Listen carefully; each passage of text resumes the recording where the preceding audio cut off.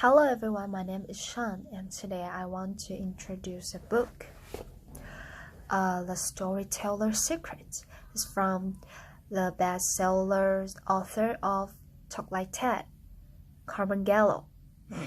And I want to share about chapter 12, What You Don't Understand Can or Does Hurt You. The story starts with the man named Adam. He was hyperactivity and impulsive at school, and he found it nearly impossible to stay focused or finish his schoolwork, even though he knew he was fully capable of performing well in school. In his early 20s, a doctor told Adam that he had ADHD, attention deficit hyperactivity disorder, which explained his inability to finish anything he started. As a young adult, Adam turned to music and found that he still had trouble focusing, not in class but in the studio. He went back to the doctor and learned that ADHD doesn't go away as a person grows out of childhood. Adam decided to own his ADHD and sought treatment. He threw himself into music career and went on to win every major music recognition. He is Adam Levine, the lead singer for the pop rock band Maroon 5. Adam Levine is lucky. 85% of adults who have ADHD don't even know it. The condition of ADHD is actually well understood in the medical community. Outside of the medical community, however, it is surrounded by myth and misunderstanding.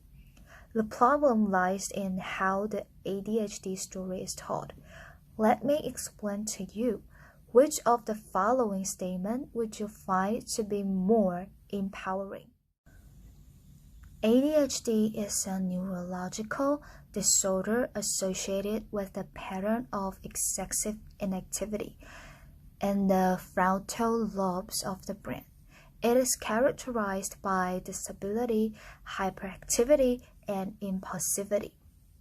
And the other one is ADHD is like having Ferrari engine for a brain with bicycle brakes. Strengthen the brakes and you have a champion.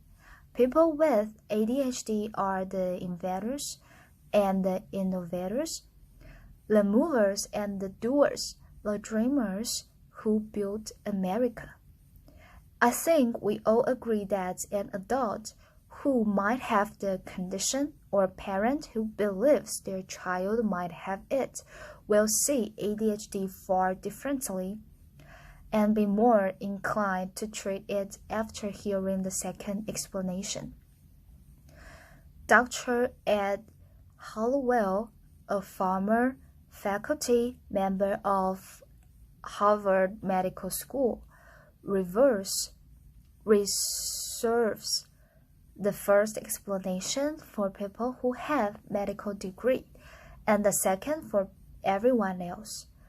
Actually, Hollowell makes complex subjects accessible with the storyteller's weapon, analogy. An analogy is simply a comparison of how two things are alike. Analogy facilitates understanding because it makes abstract ideas more relatable. If a listener cannot relate to an idea, that person will find it difficult to remember the concept and unlikely to act on the information. So, in this case, analogies are particularly critical in healthcare-related businesses. If failing to make it relatable through analogy, it risks confusing audiences. Confusion makes education nearly impossible. When Ed Hollowell first appeared on the Today Show, A producer told him to remember that he's competing for the viewer's attention. Halliwell has also learned that nothing is as attention-grabbing as revealing personal stories and experiences. The report suggests that many medical experts shun individual stories in favor of the data used to bolster their argument. The doctors conclude that facts and figures are essential in healthcare debate, but aren't nearly enough to encourage people to change their behavior. In the winter of 2015, the United States had the worst measles outbreak because thousands of parents had opted out of vaccinating their children. The situation so threatened that President Obama appeared on the show, said, we have looked at this again and again. There is every reason to get vaccinated,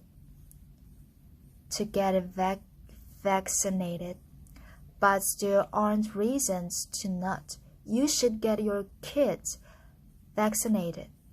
The statement likely did not have the result he hoped.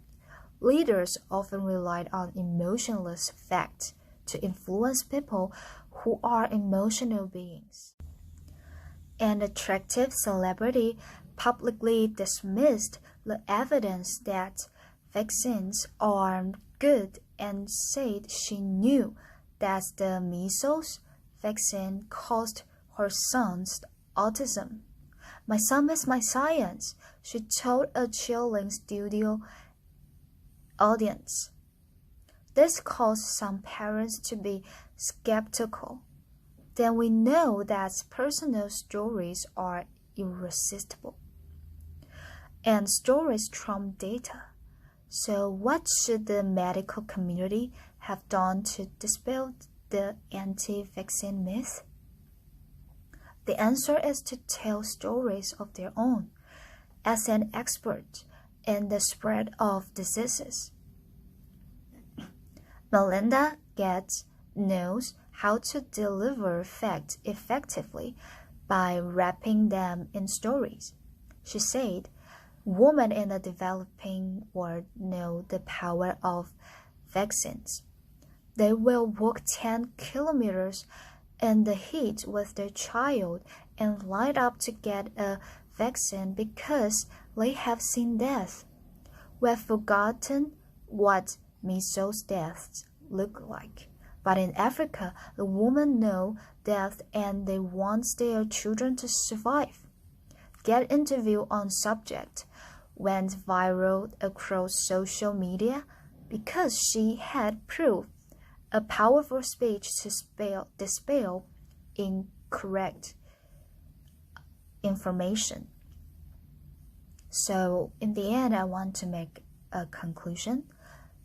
I think storytelling matters because what you don't understand can and often does hurt you. If we are attempting to make the complex understandable, used analogies and personal stories instead of statistical events, it might bring your topic into focus, and in some cases, you can save lives. That's the end of my sharing. Thank you very much.